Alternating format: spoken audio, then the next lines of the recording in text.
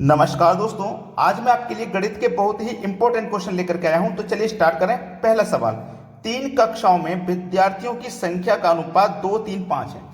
कितना है? 2, 3 और 5।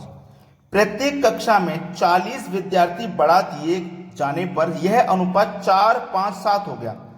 4:5:7 हो गया 40 विद्यार्थी बढ़ाने पर। प्रारंभ में कुल विद्यार्थियों की संख्या कितनी? प्रारंभ का अनुपात ये है, ये तो बाद का अनुपात है ना। तो देखो अनुपात में हम कितना बढ़ गए, 2 से 4 बढ़े यानी कि 2 बढ़े, 3 से 5 बढ़े यानी कि 2 और 5 से 7 बढ़े यानी कि 2। तो अनुपात में कितने की वृद्धि हुई? 2 की वृद्धि हुई। और विद्यार्थी में कितने की वृद्धि हुई? 40 विद्यार्थियों की वृद्धि हुई। तो 2 बराबर 40, तो 1 बराबर कितना हो जाएगा भैया? 20 हो जाएगा। 1 बराबर 20। अब 1 की वैल्यू 20 से आपसे पूछा है कुल विद्यार्थियों की संख्या प्रारंभ में। तो प्रारंभ का अनुपात ये है, सभी का योग पूछ रहा है तो अनुपात का भी योग कर लो। 5 और 3 8, 8 और 2 10, 10 हो गया। जब 1 की वैल्यू 20, 10 की कितनी हो जाएगी? 20 से गुना कर दो। कितना हो जाएगा भैया? 200 हो जाएगा। प्रारंभ में संख्या कितनी थी? 200। अगर वो बाद का पूछ लेता, बाद का, तो बाद वाला अनुपात का योग कर लो। 7, 5, 12, 12 और 4 16। इसको भी क्या करेंगे? 20 से गुना कर देंगे। 16 दूने का 32 और 1 0 यानी कि 320। बाद का पूछ ले तो ये संख्या है, पहले का पूछा है तो ये संख्या है, पहले का पूछा है तो हमारा आंसर तो ये है ना 200। समझ में आ गया ना सभी को सवाल? अब देखते हैं अगला प्रश्न। अगला सवाल है, एक फल विक्रेता बड़े, मध्य व छोटे यानी कि तीनों साइज के हैं, बड़े और मध्य बीच साइज के और छोटे साइज के। तो यहां पे मैं बड़े लिख लेता हूं, सबसे पहले बड़े, उसके बाद में मध्य और उसके बाद में छोटा। ठीक है, मैंने लिख लिया। ये किस अनुपात में है? 3, 2, 5 के अनुपात में है। ठीक है, चलिए सबसे पहले मैं लिख लेता हूं। इनका जो साइज है वो 15 रुपए, 10 रुपए और 5 रुपए, यानी कि बड़े का जो साइज है वो 15 रुपए का है, जो मध्य साइज का है वो 10 रुपए का है, छोटा साइज का जो है वो 5 रुपए का है। ठीक है, इनके आगे रुपए भी लिख देते हैं। अब देखो इनका अनुपात ये रहा, 3, 2, 5। ठीक है, अब देखना 15 रुपए के 3 सेब हैं बड़े, तो कितने रुपए हो गए? 15 3 45, यानी कि 45 रुपया हुआ। 10 रुपए के 2 सेब हैं मध्य के, तो 20 रुपए के हो गए। और 5 रुपए के 5 सेब हैं छोटे, तो 5 बचे 25 रुपए हो गए। ठीक है, और टोटल रुपया कितना हो गया? 45 और 20 65, 25 जोड़ो 90, टोटल कितना हो गया? 90। ठीक है, टोटल अनुपात में दिए गए हमारे पास सेब की संख्या 3, 2, 5 और 5 10। तो इस योग में अनुपात के योग से डिवाइड कर दो। 0 से 0 कटा, बचा कि आपके पास 9 रुपया। तो एक सेब का जो मूल्य है वो 9 रुपया है। हमें पूछा था एक सेब की कीमत क्या है? एक सेब की कीमत 9 रुपया है। यह है आपके सवाल का बिल्कुल सही आंसर। अब देखते हैं अगला प्रश्न।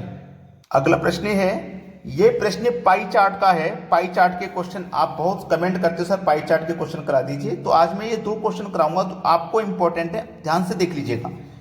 चित्र में मितेश का वर्ष 2017 के दिसंबर में मासिक कुल व्यय 1440 है। कुल व्यय का मतलब कुल खर्च, 2017 में कुल खर्च उसका कितना है? 1440 रुपये।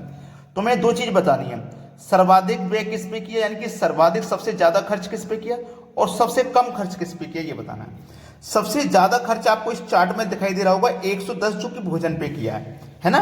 तो 110 सबसे ज्यादा खर्च किया है, किस में से? 1440 में से। और बटे में याद रखना ये सर्कल पूरा 360 का होता है ना, तो ये सब मिला करके 360 में से 110 खर्च किया है भोजन में 1440 में से। यहां तक बात क्लियर होगी? अभी पता लग जाएगा। देखो कटाओ, पहले 0 से 0 में यहां पे कटा दूंगा, 0 से 0 गया। ठीक है, अब देखो ये 36 बचा और ये 6 से कटा दूंगा मैं, 6 6 36 और 6 से इसको कटाऊंगा मैं, तो 6 दूने का 12, 2 बचेगा 24, 6 चौको 24, 24 बार में ये कट गया, 24 बार में कट गया ना। अब 6 से कराऊंगा, 6 चौको 24, 4 बार में कट गया। और 110 का मल्टीप्लाई 4 से होगा तो ये हो जाएगा 440, मतलब 440 उसने खर्च किया भोजन पे। क्लियर हो गया ना? अब सबसे कम पूछा है, तो सबसे कम देखो इसने किस पर किया? सबसे कम खर्च 15 साबुन और तेल पे, सबसे कम खर्च उसका 15 है। कितने में से? 1440 में से। बटे में क्या आएगा? पूरा 360। ठीक है, 360। 0 से 0 कटाएंगे, 6 6 36, 6 से ये कट जाएगा पहले की तरह 24 बार में, 6 से 24 कट जाएगा 4 बार में, 15 चौको 60, यानी कि 60 रुपया उसने खर्च किया है साबुन और तेल पे। बस दोनों ही बातें हमने बता दी। इसी तरीके का प्रश्न आता है पाई चार्ट का। एक और क्वेश्चन देख लेते हैं जो कि बहुत अच्छा क्वेश्चन है वो भी। चलिए अगला देखिए, अगला क्वेश्चन। अगला प्रश्न है, किसी कक्षा में वार्षिक परीक्षा के 60 बच्चों के परिणाम ग्राफ के द्वारा निरूपित किए गए हैं। नंबर 1, सबसे अधिक बच्चे किस श्रेणी में उत्तर हुए हैं? सबसे अधिक, देखो इसमें सबसे अधिक आपको पता चल जाएगा सेकंड क्लास में। सेकंड क्लास में सबसे अधिक, सेकंड क्लास, ये क्लास है, क्लॉथ से लिख गया गलती से क्लास, यानी कि सेकंड क्लास में 180 बच्चे पास हुए हैं। 180 टोटल कितने में से? याद रखना टोटल 60 बच्चे हैं, 60 में से, और बटे में पूरे का ग्राफ का 360, इसी का निकल के आ जाएगा। अब देखो 6 से 6 गया, 6 6 36, 6 3 18 और 1 0। बस सवाल यहां तक खत्म। एक का हमने बता दिया कितना, 30 निकल के आया। ठीक है, सबसे अधिक बच्चे किस श्रेणी में प्राप्त हो? सेकंड क्लास में प्राप्त हो, जो कि 30 है। चलिए अब हमसे पूछ रहे प्रथम श्रेणी में उत्तीर्ण बच्चे। प्रथम श्रेणी में क्या पूछा उसने? प्रथम श्रेणी में।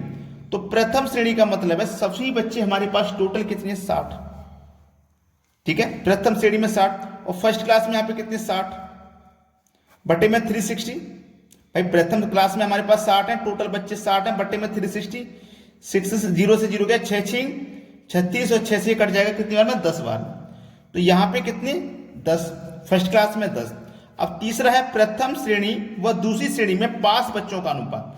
पहली श्रेणी और तीसरी श्रेणी में जो बच्चे पास हुए उसका बताना। देखो पहली श्रेणी में कितने पास हुए बच्चे? 10। ठीक है, दूसरी श्रेणी में कितने बच्चे पास हुए? 30। दोनों का अनुपात बताना। 10 एकम 10, 10 तिया 30, यानी कि 1:3। आपने तीनों चीजें बता दी, तो कोई भी प्रश्न कठिन नहीं होता, बस आप उसे मन लगा करके सीख लीजिए। पाई चार्ट हो चाहे कुछ और हो, कुछ भी कठिन नहीं है। अगर कठिन होता तो बड़े बड़े लोग आपको सिखाते हैं, वो कैसे सीखे? अगर कठिन है तो वो क्यों सीखे? मेहनत करके सीखे ना। आप भी सीखोगे मेहनत करोगे तो। बस आपसे लाइक करने की रिक्वेस्ट है कि लाइक कर देना और शेयर कर देना। ठीक है दोस्तों, धन्यवाद।